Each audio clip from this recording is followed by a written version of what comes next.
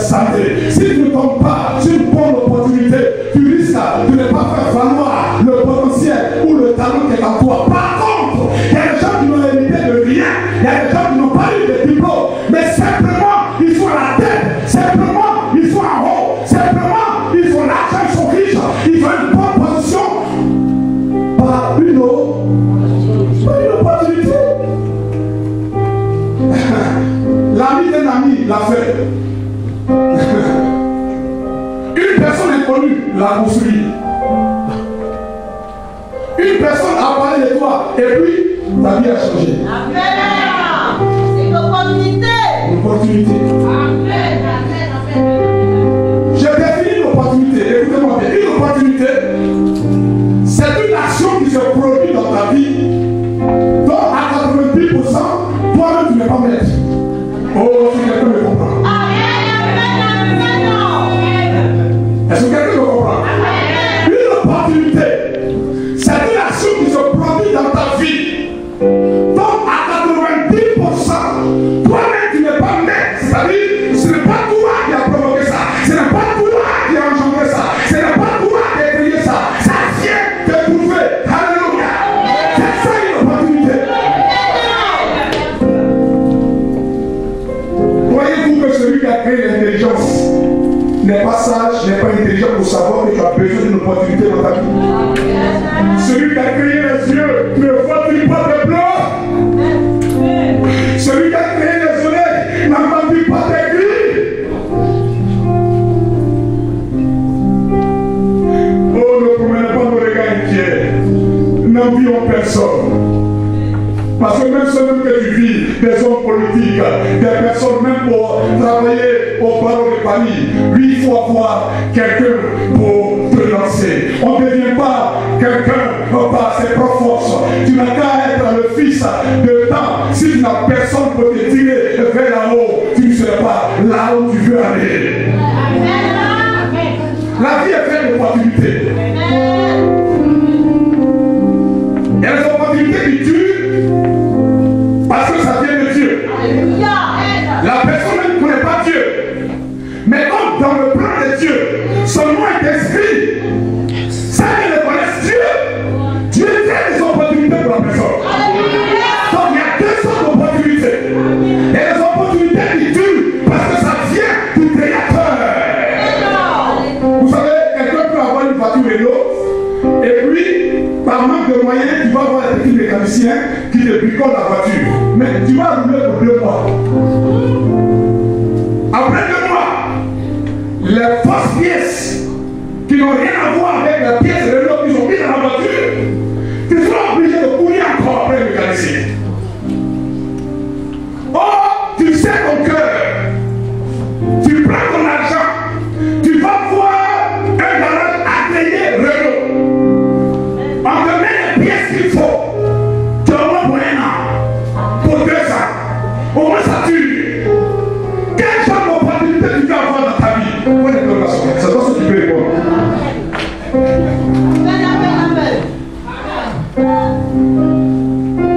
L'opportunité. Quel genre d'opportunité nous voulons avoir? Celui qui a dit dans sa parole. Vous savez, allons-y dans 1 Samuel 2:8.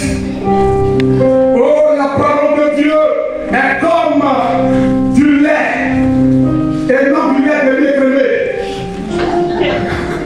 mais du bon lait. Alléluia. Du bon lait, pas de l'écrémé, mais écrémé tout court. 1 Samuel chapitre 2 verset 8. Alléluia. De la poussière, il retire le pauvre. De la poussière. Maintenant, déposez vos livres et puis écoutez attentivement.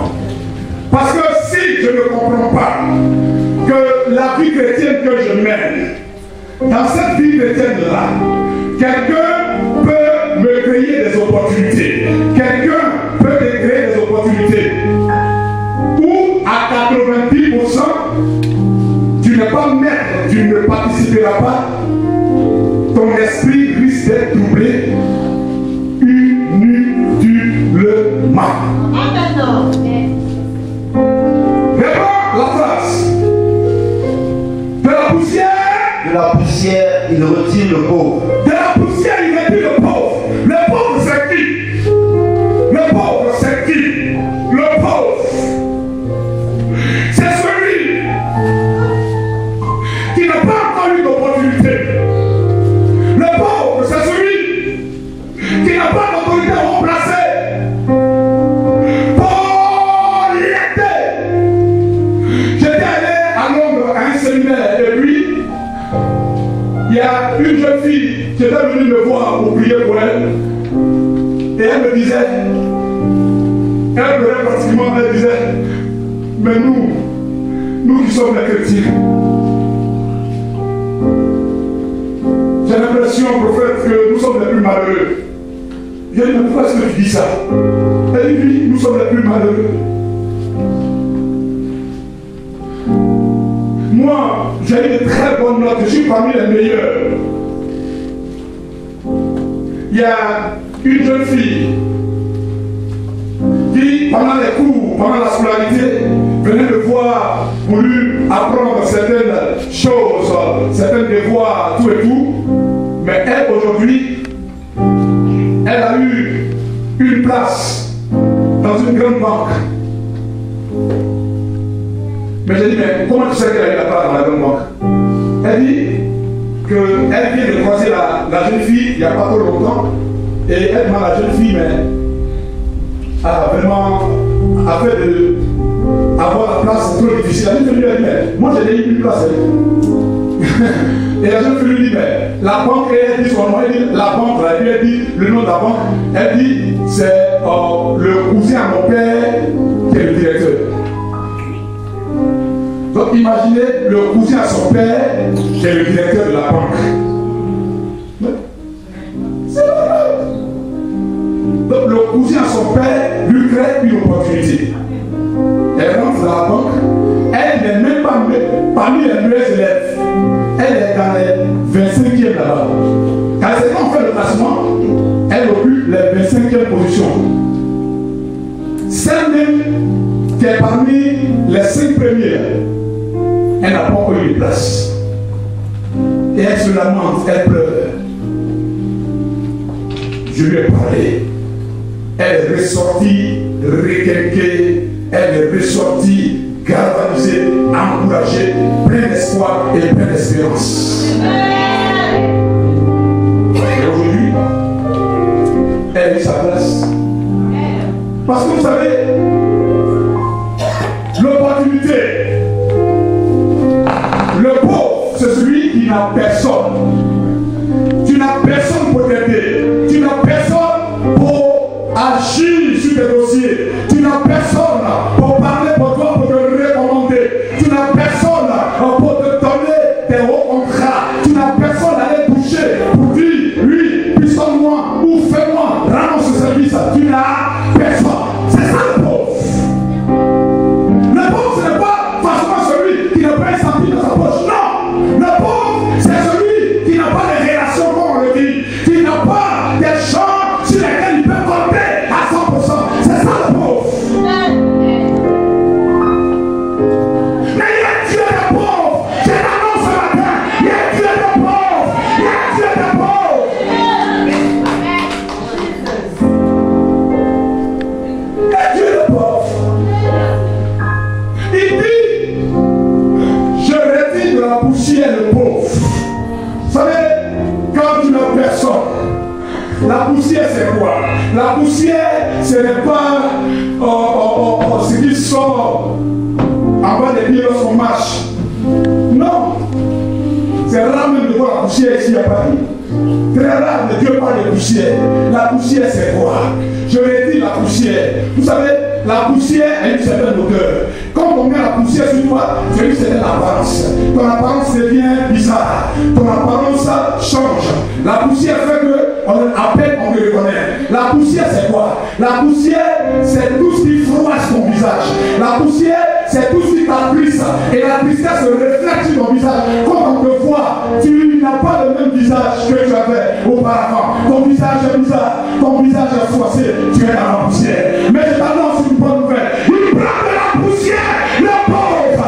Il prend des difficultés, des problèmes, le pauvre.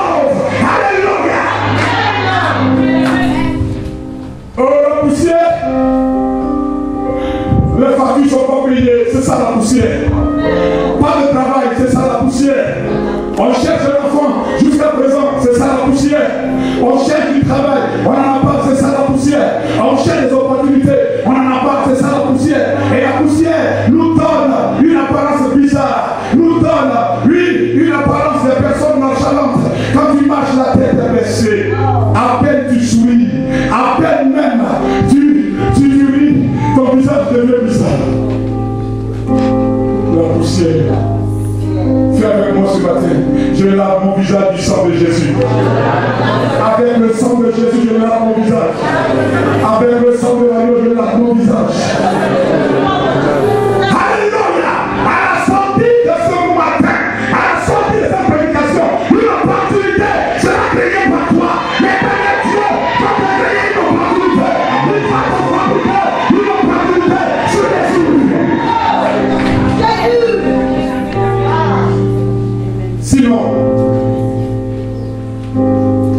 il ne dirait pas dans sa parole, dans le livre de Corinthiens 1, verset 26, il parle aux Corinthiens, il dit, mon Dieu, je prends les choses vives, les choses sans importance, parce que nous autres, on n'est pas importants. Ceux qui sont importants, quand ils arrivent quelque part, ils provoquent des émeutes.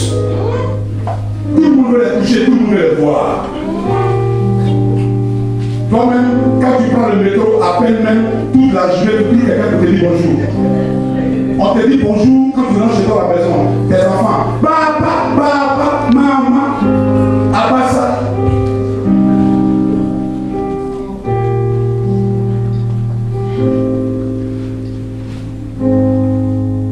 Mais Dieu,